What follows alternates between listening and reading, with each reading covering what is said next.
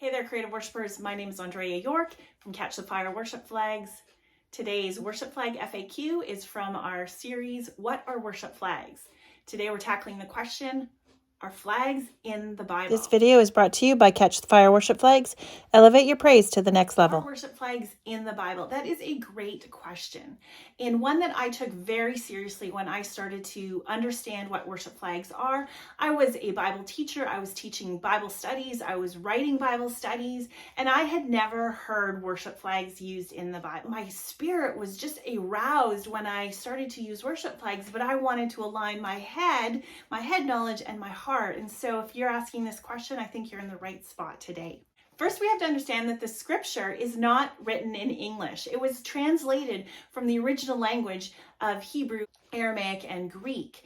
And so while we don't actually see the term worship flag used in the Bible, we do have other English words. So words like a standard, where you raise up a standard, or banner, the word banner. There's multiple Hebrew words that the Bible uses. One word is anes, N-E-S. It's actually where we get a derivative of Yehovah Nisi, one of the names of God. The Lord is my banner.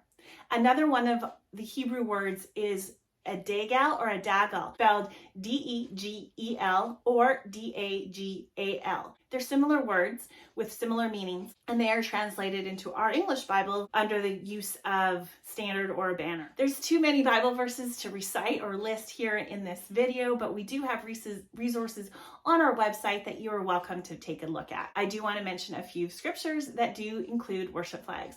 First, I'll give you my very favorite scripture relating to worship flags. It comes from Jeremiah 50 verse 2, where the Lord instructed Jeremiah to say, raise up a standard, raise up a banner, and declare to the nations that Babylon has fallen. What I love about the scripture is that the Lord was instructing the people of Israel to raise up a banner, to declare something. That flag was declaring something. It also says in Isaiah 31:9 that at the sight of the battle standard, the enemy flee in terror. So even just coming forward with their flags flying high, the enemy is fleeing. And of course, we know from Song of Solomon 2 verse 4 that his banner over me is love, that he actually has a flag that is waved over you as a sign of his affection for you. And of course, we also have a lot of mentions in the book of Numbers, chapters 2 and 10 specifically. This is how the Israelites set up camp. In Numbers chapter 2, they set up their camp according to their standard, according to their flag. So it would act very much like the way that we have national flags or even family flag. That's how they would have their dress and know where they were going. In Numbers chapter 10, it also stated how they were to go out to battle, and it was according to their standard. So are worship flags in the Bible? Yes, worship flags are in the Bible. We just have to understand what words are used. We see the standard or banner. These are most typical words that have been translated from the Hebrew into our English language.